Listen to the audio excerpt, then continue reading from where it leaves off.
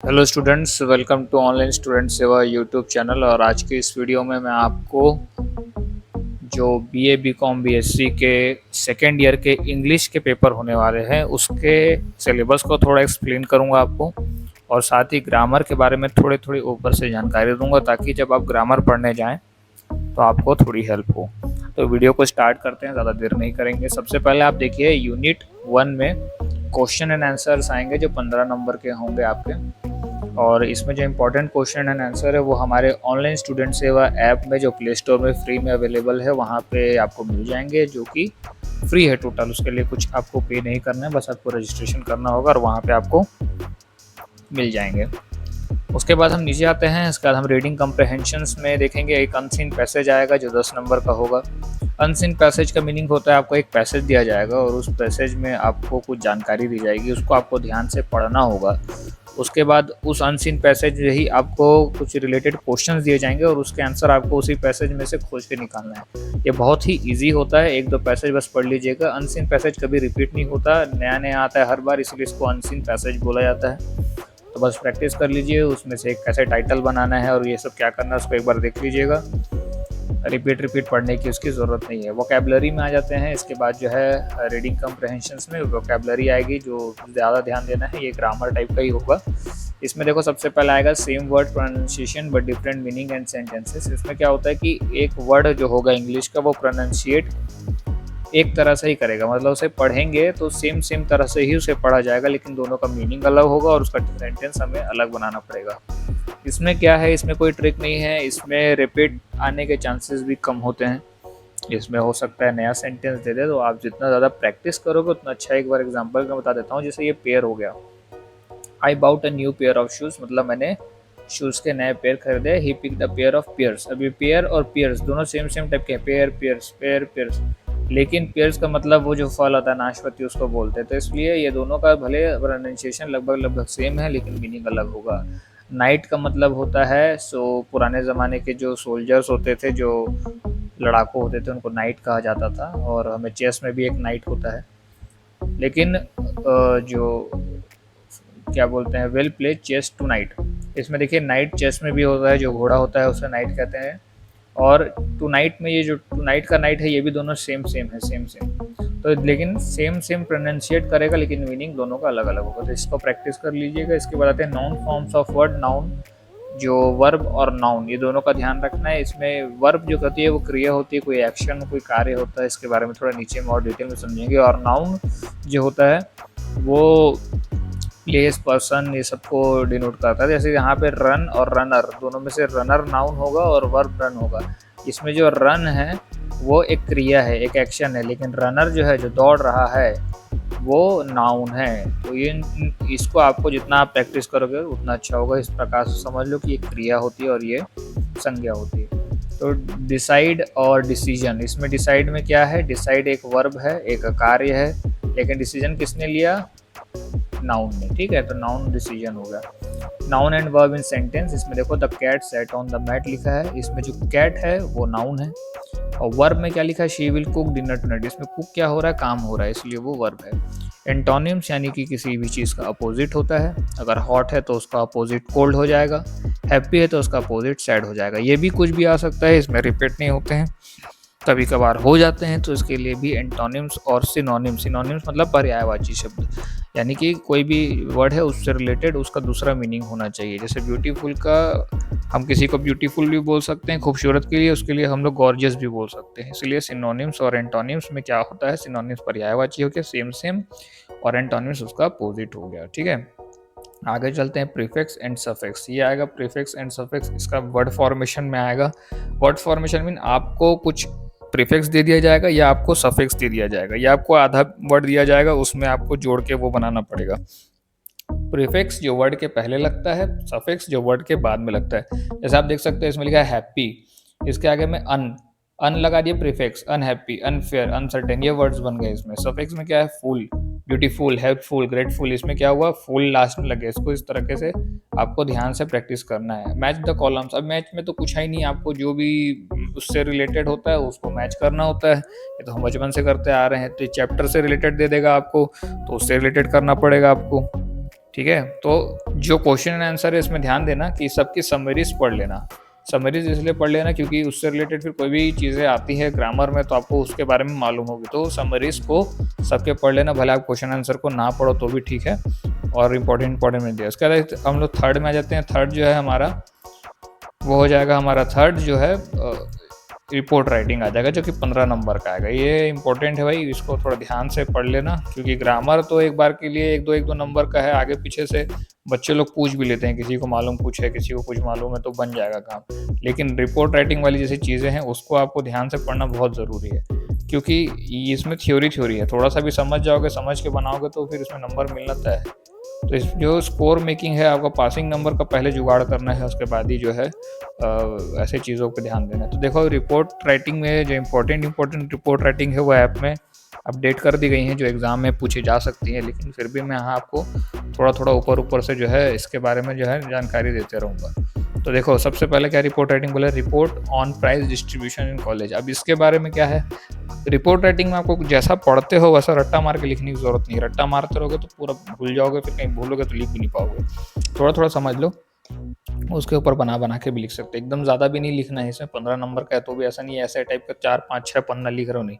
अगर अच्छे से एक पन्ना भी लिख देते हो तो रिपोर्ट राइटिंग में नंबर मिल जाएगा। इसमें देखा जाता है कि कितनी साफ सुथरे तरीके से आप इसको लिखे हो, क्या क्या पॉइंट्स इसमें लिखे हो। तो रिपोर्ट राइटिंग में देखो क्या है कि प्राइज डिस्ट्रीब्यूशन इन कॉलेज। आपके कॉलेज में कभी प्राइज डिस्ट्रीब्यूशन हुआ, जैसे कुछ खेल कूद होता है, कुछ समारोह होता है, डांस वांस कॉम्पिटिशन होता है, उसमें जो बच्चे अच्छा परफॉर्म करते हैं उनको प्राइज डिस्ट्रीब्यूशन मिला, इस ऊपर में आप इसके बारे में लिख सकते हो। Report on the visit of your college students to a village in NSS और एनसीसी। तो जो बच्चे एनएसएस ज्वाइन करते हैं और जो बच्चे एनसीसी ज्वाइन करते हैं उनको तो पता होगा कि कॉलेज की, जब कॉलेज में ये एक अलग प्रकार का डिपार्टमेंट होता है एनएसएस और एनसीसी। और इसमें क्या होता है, एनएसएस में थोड़ा सा बच्चों को सोशल सर्विसेज से रिलेटेड चीज़ें बताई जाती है, और एनसीसी में जो होती है वो एक प्रकार से जो पुलिस ट्रेनिंग टाइप की चीज़ें होती हैं वो होती हैं।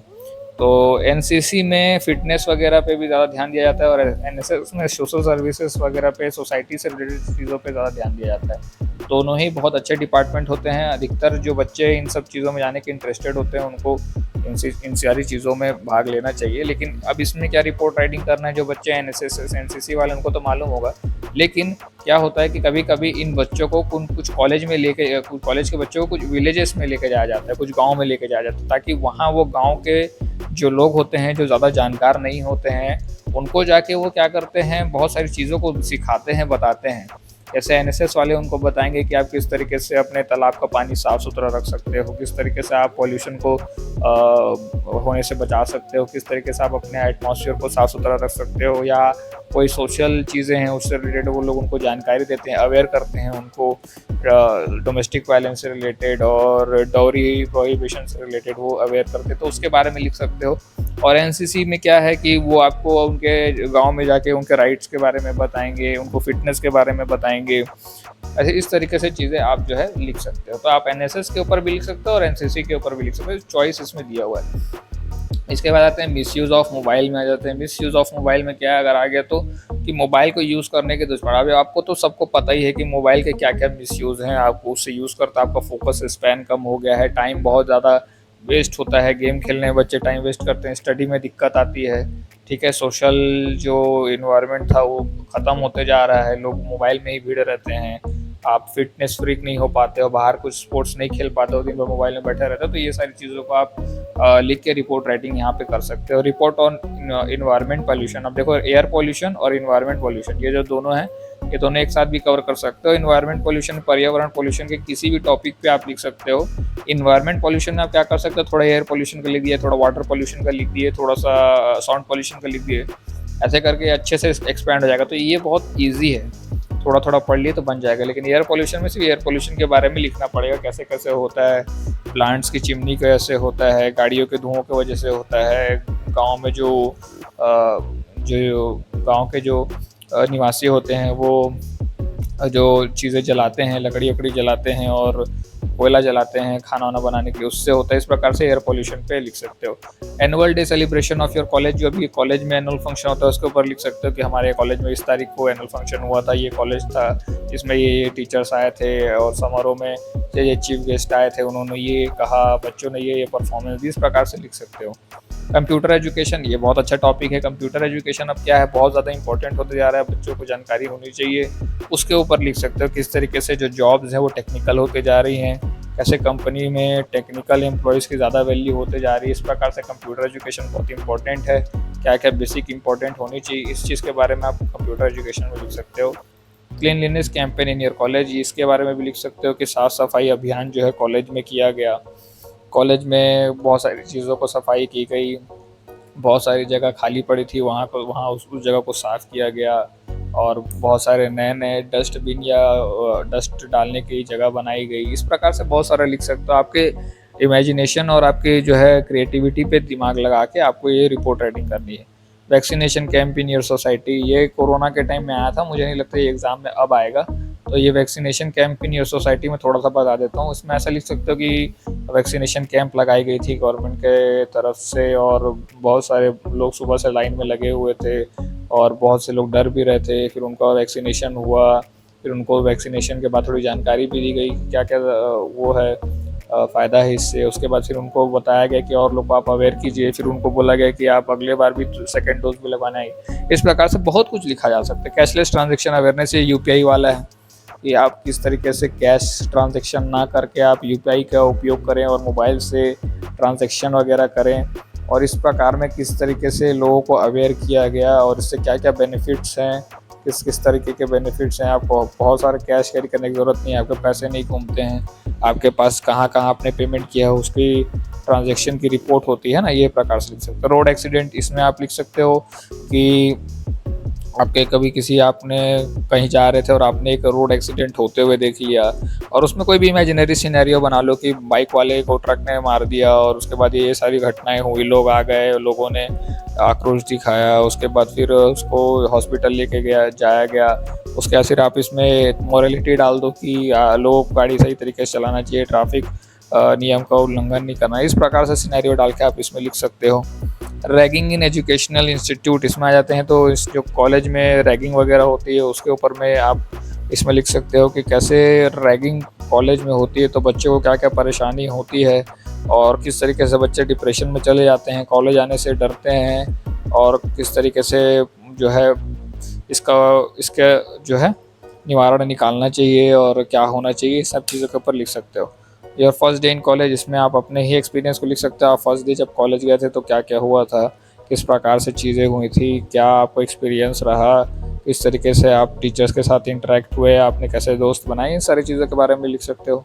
Student union election in college, अब देखो हर कॉलेज में क्या होता है, कुछ ना कुछ स्टूडेंट यूनियन होता है, वो बच्चों का जो है समस्याओं को देखने का जो काम होता है, बच्चों की समस्याओं को प्रशासन तक ले जाने का, कॉलेज के जो हेड्स होते हैं उन तक पहुंचाने के लिए स्टूडेंट यूनियन होता है, तो उसके लिए इलेक्शन होता है। तो इसमें लिख सकते हो कि फलाना फलाना 2-3 पैनल थे, 2-3 अलग अलग तरह के पार्टी थे, वो इलेक्शन में आए, ये वादे किए उन्होंने, इस तरीके का कैंपेन किया और उसके बाद आपको ये पसंद आया, फिर आपने उनको इस तरीके से वोट दिया, इस प्रकार से इसमें लिख सकते हो। सोशल मीडिया बहुत ही कॉमन और क्या बोलते हैं इजी टॉपिक हो जाता है। सोशल मीडिया में आप लिख सकते हो कि किस तरीके से सोशल मीडिया जो है आज के डेट में बहुत ज़्यादा वायरल होते जा रहा है, लोग हर कोई सोशल मीडिया में अकाउंट बना रहे हैं। फेसबुक के बारे में भी लिख सकते हो, इंस्टाग्राम भी लिख सकते हो और फिर आप बता सकते हो इसके दुष्परिणाम भी क्या है कि किस तरीके से लोग जो है इसमें परेशान होते हैं, हरास होते हैं, बुली होते हैं, उसको लिख सकते हो। इसके बेनिफिट्स क्या है वो बता सकते हो, किस प्रकार से कई लोग अपना टैलेंट और अपनी हॉबीज़ दिखा के अपने कैरियर भी बना रहे हैं, अच्छे खासे पैसे कमा रहे हैं, तो इस तरीके से आप लिख सकते हो। इंपॉर्टेंस ऑफ इंग्लिश, इंग्लिश के पेपर में ये लिख सकते हो किस तरीके से इंपॉर्टेंस ऑफ इंग्लिश शुरू से ही रही है और आगे भी चल रही है। इंग्लिश सीखना, बोलना और आना बहुत ज़रूरी है, आपकी पर्सनैलिटी डेवलप्ड होती है, जॉब वगैरह के लिए आपको इसमें हेल्प होती है। इस प्रकार से आप जो है इंग्लिश के लिए कर सकते हो। ब्लड डोनेशन कैंप, इसमें भी लिख सकते हो सकता है आप अपने कॉलेज में ब्लड डोनेशन कैंप के बारे में लिख दो या आपके घर के नज़दीकी ब्लड डोनेशन कैंप लगा था, वहाँ पे ब्लड डोनेट करने के बारे में अवेयर कराया गया, बहुत से लोगों ने अपना वहाँ पे हिस्सा लिया और अपने अपने जो है ब्लड डोनेट किए ताकि कल को किसी को ज़रूरत पड़े तो उनको जो है ब्लड मिल जाए, इस प्रकार से। फ्री हेल्थ कैंप, इसके बारे में भी लिख सकते हो कि आपके कॉलेज में या आपके घर के नज़दीकी फ्री हेल्थ कैंप लगाया गया था। बहुत से लोग आके वहाँ पे अपना शरीर की जांच करवाई, उनको कुछ कुछ बीमारियाँ पता चली, उनको उसके लिए दवाइयाँ और उसके इलाज के बारे में बताया गया, और उनको कुछ एक्सरसाइज करने के बारे में बताया गया। इस प्रकार से लिख सकते हो।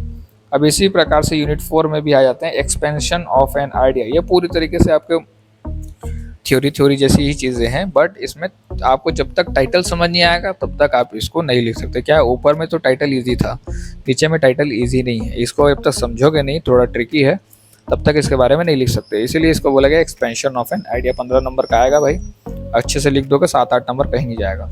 Honesty is the best policy. इसका मतलब ये है कि अगर आप हॉनेस्ट हो सबसे बढ़िया।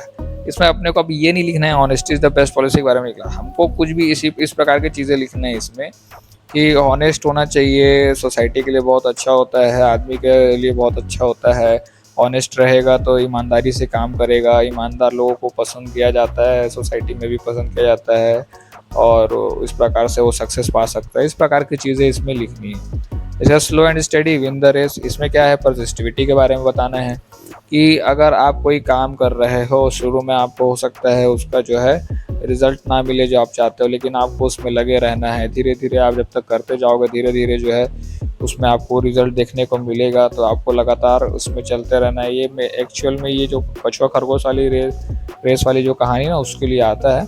अब उससे समझ के उसमें मोरालिटी की बातें करनी है। इसके बाद अपन चलते हैं तीसरे, a thing of beauty is a joy for ever. इसमें क्या लिखना है कि किसी भी चीज़ में आपको खूबसूरती ढूंढनी। अब खूबसूरती का मतलब ये नहीं कि सिर्फ एकदम खूबसूरत कोई हो तो ये नहीं, खूबसूरती अब किसी में भी, आपको नेचर में भी खूबसूरती मिल सकती है, आपको किसी के काम में खूबसूरती दिख सकती है, आपको किसी वर्क के साथ साथ कुछ भी किसी के आइडिया की खूबसूरती होती है। इस प्रकार से आपको हर चीज़ में खूबसूरती ढूंढनी है। अगर आप हर चीज़ में खूबसूरती ढूंढ के उसको पसंद करते हो, कार्य करते हो, तो वो ज़्यादा अच्छे से होता है, आपको काम करने में भी अच्छा लगता है, और इस प्रकार से आप चीज़ें लिख सकते हो। Rome was not built in a day, इसका भी मतलब वही है कि रोम एक दिन में नहीं बना था, तो उसको समय लगा। तो अच्छी चीज़ों में समय लगता है। कोई भी आप अच्छी चीज़ कर रहे हो तो एकदम से उसका अगर आपको रिजल्ट नहीं मिल रहा तो निराश होने की ज़रूरत नहीं है, उसको करते रहो, अच्छी चीज़ों में समय लगता है। इस प्रकार की चीज़ें इसमें लिखनी है। स्टिच इन टाइम सेव 9, इसका मतलब होता है कि समय रहते अगर कोई चीज़ है और उसको ध्यान रख कर उसका सोल्यूशन निकाल लिया जाए, उसको सही कर लिया जाए, तो आगे जो होने वाली प्रॉब्लम होगी उससे वो ख़त्म हो जाएगी। इस सेंटेंस का मीनिंग होता है कि अगर कहीं पे कोई छोटा सा छेद फट गया है, कुछ कपड़े में छोटा सा छेद हो गया, तो उसको उसी वक्त सिल लो, नहीं सिलों के बाद में वो और बड़ा हो जाएगा।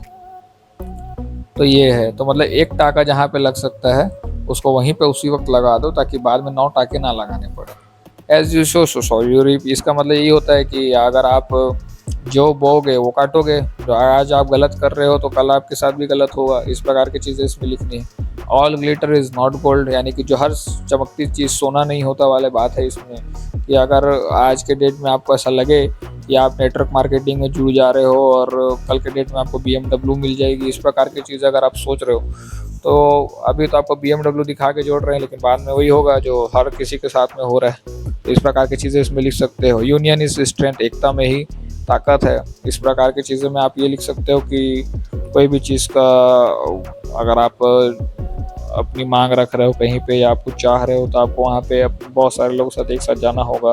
लोगों के साथ में जाओगे तो आपकी एकता के साथ में रहोगे, तो उस मांग पे आपका ध्यान भी रखा जाएगा। ऐसा इस चीज़ को लिख सकते हो। वर्क इज़ वर्शिप, काम ही पूजा है, कर्म ही पूजा है। तो वर्क इज़ वर्शिप मतलब अपने काम को जो है एकदम ईमानदारी के साथ में अच्छे तरीके से करो, एंजॉय करो काम को पूजा के जैसे पूजा की तरह करो, ताकि आप अपना काम अच्छा करोगे तो आपका काम जो दूसरा देखेगा, जो दूसरा आपसे काम करवाएगा, वो भी आपसे खुश रहेगा और फिर आपको सक्सेस मिलेगी। इन सब चीज़ों को लिख सकते हो। Where there is a will there is a way, मतलब जहाँ चाह है वहाँ राह है। मतलब आप किसी चीज़ को करना चाह रहे हो, भले आपके पास अभी उस चीज़ को करने के लिए कुछ भी साधन नहीं है, लेकिन आप अपनी चाह रखो और उसके लिए ट्राई करते रहो। जब तक ट्राई करते रहोगे और आज नहीं तो कल हो सकेगा, तो उसमें आपको ज़रूर सफलता मिलेगी। तो हेल्थ इज़ वेल्थ, सेहत ही जो है वेल्थ है ना। तो सेहत के ऊपर ध्यान रखने वाली चीज़ों को लिख सकते हो, किस तरीके से आपको सुबह एक्सरसाइज करनी चाहिए, खान पान का ध्यान रखना चाहिए, और इन सब चीज़ों को लिख के हेल्थ इज़ वेल्थ में कर सकते हो। A friend in need is a friend indeed, यानी अगर कोई दोस्त मुसीबत में है और उसका कोई हेल्प करेगा तो वही सच्चा दोस्त है। इसके बारे में लिख सकते हो। कोई भी एक इमेजिनरी सिनेरियो बना दो कि मेरा दोस्त था, उसके साथ ये हो गया था, फिर मैंने उसकी हेल्प की, या मेरा एक कोई दोस्त था, मेरे साथ ये हो गया था, उसने मेरी हेल्प की, ये इसके बारे में लिख सकते हो। नॉलेज इज़ पावर, जितनी ज़्यादा नॉलेज रखोगे उतनी आपके पास में क्षमता रहेगी। चाहे आपके पास आपका शरीर ताकत हो ना हो, लेकिन अगर आपके पास ज्ञान है तो ज्ञान के भंडार से आप किसी भी प्रकार की समस्या से उसको सॉल्यूशन निकाल सकते हो। तो ये चीज़ के बारे में लिख सकते हो यहाँ पे। इसके आगे चलते हैं। Practice makes the man perfect, किसी भी कार्य के लिए अगर आप लगातार प्रैक्टिस करते हो तो आप जो है उस कार्य को परफेक्शन के साथ कर पाओगे। इस चीज़ के बारे में आपको इसमें लिखना है। सीइंग इज़ बिलीविंग, अब इसमें क्या है, जो आदमी देखता है उस पर विश्वास कर लेता है। इसके बारे में आपको लिखना है यहाँ पे कि हर देखी हुई चीज़ पे आदमी विश्वास बड़ी आसानी से कर लेता है, क्योंकि जब आदमी अपनी आंखों से देखता है कोई चीज़ तो उसको लगता है कि हाँ भाई मैंने तो देखा है तो ये तो सही है। लेकिन आज के डेट में क्या हो रहा है, बहुत सारी चीज़ें फेक बनाई जाती है, फेक दिखाई जाती हैं। तो आदमी को सिर्फ देख कर विश्वास नहीं करना चाहिए आज के डेट में। आज के डेट में उसे अपनी कोई भी चीज़ को देखा तो उसके कुछ जानकारी जो है निकालना बहुत ज़रूरी है। टाइम इज़ मनी, समय ही पैसा है। अगर आज आप अपने समय का सदुपयोग करते हो, सही जगह लगाओगे तो कल के डेट में बढ़िया पैसा कमाओगे। इस चीज़ के बारे में आपको लिखना है। Life is not a bed of roses, ये बेड होगा, बेड ऑफ रोजेस मतलब ज़िंदगी कोई फूल से सजा हुआ पलंग नहीं है। ये इसका हिंदी मीनिंग हुआ। इसका मतलब ये हो गया कि आपको बताना होगा इसमें कि ज़िंदगी में बहुत सारी चुनौतियाँ और परेशानियाँ आती हैं। ऐसा नहीं है कि भाई तुम बड़े हो गए, तुम्हारे साथ सब बढ़िया हो जाएगा, कॉलेज ज्वाइन कर लिए, पढ़ाई कर लिए, नौकरी लग गई, सब बढ़िया हो रहा है, ऐसा नहीं होता। हर किसी के जीवन में कुछ ना कुछ परेशानी आती है और इसीलिए जो है परेशानियों को आगे बढ़ते रहना चाहिए इस तरह से। ओल्ड इज़ गोल्ड, पुरानी चीज़ें जो होती हैं वो बहुत बढ़िया होती है ना। ओल्ड इज़ गोल्ड में क्या लिख सकते हो कि पुराना ज़माना कितना अच्छा था, पुराने ज़माने में महंगाई कितनी कम थी, लोग कितने अच्छे थे, लोग कितना एक दूसरे की हेल्प करते थे। पुराने ज़माने में जो मूवीज़ आती थी वो कितनी जो अच्छी होती थी, जो जो थोड़ा ज्ञान भी देती थी, कुछ मैसेज भी देती थी। और पुराने ज़माने में कैसे मिलावट कम होती थी, पॉल्यूशन कम होता था। इस प्रकार से लिख सकते हो। Value of sport end game, मुझे लगता है ये आएगा। Value of sport end game में क्या है कि खेल कूद का महत्व क्यों दिया जाना चाहिए और किस लिए दिया जाना चाहिए, इसके बारे में आपको लिखना है। खेल कूद में काफ़ी महत्व होता है, शरीर स्वस्थ रहता है। आजकल खेल कूद के ही लोग कितने बड़े बड़े सेलिब्रिटी बन जा रहे हैं, कितने अच्छा करियर अपॉर्चुनिटी होती है खेल कूद में। इन सब चीज़ों के बारे में आप लिख सकते हो। लास्ट में आते हैं हम लोग ग्रामर में। यूनिट 5 जो हमारा ग्रामर है और इसमें सबसे पहले आर्टिकल्स, वही ए एन द, जहाँ जहाँ पे लगाना रहेगा वहाँ वहाँ पे लगाना रहेगा। जैसे यहाँ पे आपको एक्सरसाइज देखने को मिल जाएगी। यहाँ पे द कैट एक है तो द लगाएंगे। सेट ऑन द मैट, यहाँ पे द लग जाएगा। She wants to buy car, यहाँ पे ए लग जाएगा। I am going to the school to pick up the book, यहाँ पे आ जाएगा। ठीक है, तो ये आर्टिकल ए एन द होता है। इसको यहाँ पे जहाँ पे लगाना होता है, कई जगह पे नहीं भी लगाना होता है। देखिए क्वेश्चन आ जाता है कि जहाँ पे ज़रूरत है वहाँ लगाओ, कई बच्चे लोग लगा के आ जाते हैं, तो वहाँ भी ध्यान रखना है, इन चीज़ों का भी ध्यान रखना है ना। इसके बाद आगे चलते हैं नेगेटिव स्टेटमेंट्स। नेगेटिव स्टेटमेंट्स में क्या होता है, कोई भी स्टेटमेंट दिया जाएगा उसको नेगेटिव करना रहेगा। तो जो भी नेगेटिव मतलब नहीं, नॉट, नो, नेवर, ये सारी जो चीज़ें हैं इनका यूज़ किया जाता है नेगेटिव सेंटेंस बनाने में, स्टेटमेंट बनाने में। शी, तो जैसे कि हमें क्या है रीराइट करना है, शी लाइक्स कॉफ़ी, तो she does not like coffee, उसे कॉफ़ी पसंद नहीं, उसे नहीं पसंद। He will come to the party, वो पार्टी में आएगा, नहीं वो नहीं आएगा। He will not come to the party. इस तरीके से नेगेटिव बनाना है, जितना ज़्यादा प्रैक्टिस करोगे उतना अच्छा। ठीक है, एक्सप्लेनेशन यहाँ दिया है, देख लेना। नाउन्स, वही नाउन्स को समझ लो। Nouns are words that represent people, places, things और आइडियाज। कोई भी पीपल को, कोई भी मतलब जगह को, लोग को, चीज़ को या किसी के आइडिया को जो रिप्रेजेंट करता है वो होता है नाउन। ठीक है, नाउन जो होते हैं इस प्रकार के होते हैं। Noun, proper noun, concrete noun, abstract noun, इस प्रकार के होते हैं। अब इसमें आइडेंटिफाई करना है नाउन, है ना। तो जिसमें जो cat chase the mouse, cat और माउस दोनों क्या है, थिंग हो गए, चीज़ें हो गई, तो ये हो गया। ठीक है, John is going to New York, इसमें जॉन और न्यूयॉर्क नाउन हो गए। हैप्पीनेस इज़ कंटेजियस, हैप्पीनेस इसमें नाउन हो गया। ठीक है, आगे चलते हैं। वर्ब, वही क्रिया, वर्ब आएगा इसमें आर्टिकल इसमें ग्रामर में। तो इसमें देखो वर्ब एक्सप्रेस एक्शन, स्टेट्स और ऑकरेंसेस। कोई भी एक्शन हो रहा है या कुछ चीज़ें हो रही हैं, ऑकरेंसेस हो रहे हैं, उसको क्या बोलते हैं, वर्ब बोलते हैं। ठीक है, इन्फिनिटिव हो सकते हैं, चलते जा सकते हैं, पास्ट में हुए हो सकते हैं, प्रेजेंट में हो रहे हो सकते हैं, या भविष्य में होंगे, ऐसा हो सकता है। ठीक है, जैसे यहाँ पे लिखा है द शी, यहाँ पे आएगा शी रन्स। ठीक है, एक है तो रन्स आ जाएगा। In the park every morning.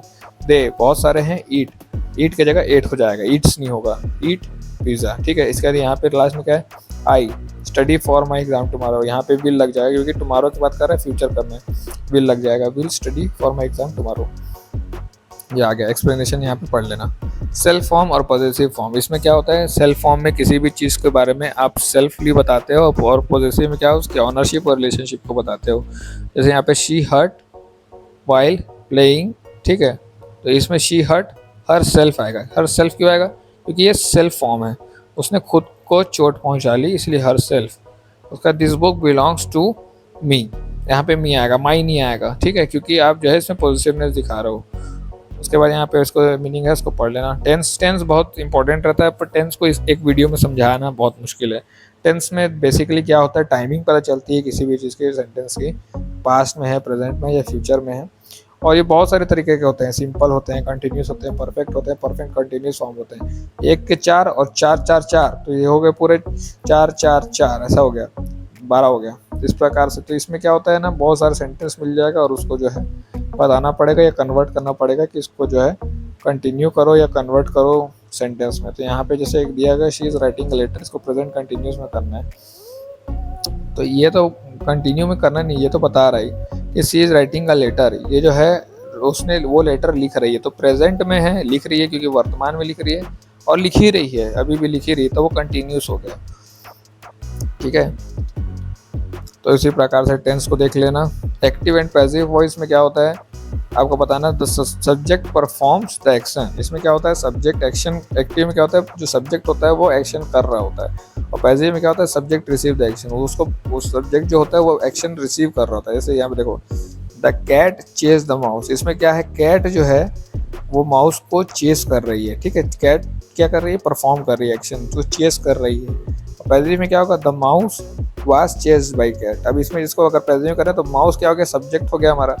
अब ये चेज हो रहा है किसके द्वारा, ये कैट के द्वारा हो रहा है ना, तो माउस सब्जेक्ट नहीं हुआ, कैट सब्जेक्ट हो गई यहाँ पे, तो माउस जो है चेज बाई हो रहा है, तो फिर ये हो गया तो पैसिव। इस प्रकार से चेंज द वॉइस भी उसी प्रकार से कुछ होता है, एक्टिव और पैसिव वॉइस ही होता है, मतलब कुछ भी चीज़ लिखा है उसका उल्टा मतलब हमने को उसी चीज़ को दोबारा बताना पर अलग अलग तरीके से बताना है। The dog chase by cat है ना, इसमें क्या लिखा है, कुत्ते को बिल्ली दौड़ा रही है, the dog chased by cat है ना। अब इसको पैसिव में कन्वर्ट कर लोगे तो cat was chased by the dog, नहीं sorry, the dog chase the cat है, the dog chase the cat, यानी कि बिल्ली को कुत्ता दौड़ा रहा है, तो कुत्ता बिल्ली को दौड़ा रहा है। अब इसको पैसिव में करेंगे तो बिल्ली कुत्ते के द्वारा दौड़ाई जा रही है, इस प्रकार से हो गया। तो the cat was chased by the dog, same है, चेंज द वॉइस और active voice passive voice same प्रकार से ही। प्रीपोजिशन में, प्रीपोजिशन क्या होता है देखो, कि हम अपने को इसमें लोकेशन, टाइम और डायरेक्शन के बारे में जो चीज़ें हैं वो बताई जाती है। The she is sitting on the chair, on जो है इसका लोकेशन बता रहा है, तो वो हो गया प्रीपोजिशन। अंडर, जैसे ये भी इसका लोकेशन बता रहा है, तो वो भी प्रीपोजिशन हो गया। तो ये प्रीपोजिशन लगाने के लिए आ जाएगा, उसको लगा देना। कंजक्शन, कंजक्शन में क्या करना है, conjunction are words used to connect clauses, sentences, phrases और वर्ड। किसी प्रकार का सेंटेंस को जोड़ने का काम जो है, कॉन्ट्रास्ट करने का, कॉज उसके जो रीजन है बताने का जो काम होता है वो कंजक्शन करता है। He wanted to go but it was raining, वो जाना तो चाहता था लेकिन बरसात हो रही थी। She will come if you invite हर, वो आएगी अगर, तो यहाँ पे इफ ये कंडीशन बता रहा है, रीजन कॉज बता रहा है, इस प्रकार से कंजक्शन। तो ये आज की वीडियो में जो जल्दी में जो बताया जा सकता था वो बता दिया गया। फिर भी ग्रामर जो है आप अच्छे से पढ़िए, अच्छे से समझिए, उसके बाद जितना ज़्यादा प्रैक्टिस करेंगे उतना अच्छा है। और किसी टॉपिक पे BA BCom BSc से रिलेटेड अगर वीडियो चाहिए होगा तो कमेंट करके बता देना, जितने ज़्यादा कमेंट होंगे तो मैं उस पर वीडियो बनाऊंगा। चैनल को सब्सक्राइब करना, वीडियो को दूसरों के साथ में शेयर करना, ताकि आपको भी, मुझे भी आपका सपोर्ट मिले, ताकि मैं और वीडियोस इस तरीके से बना सकूँ।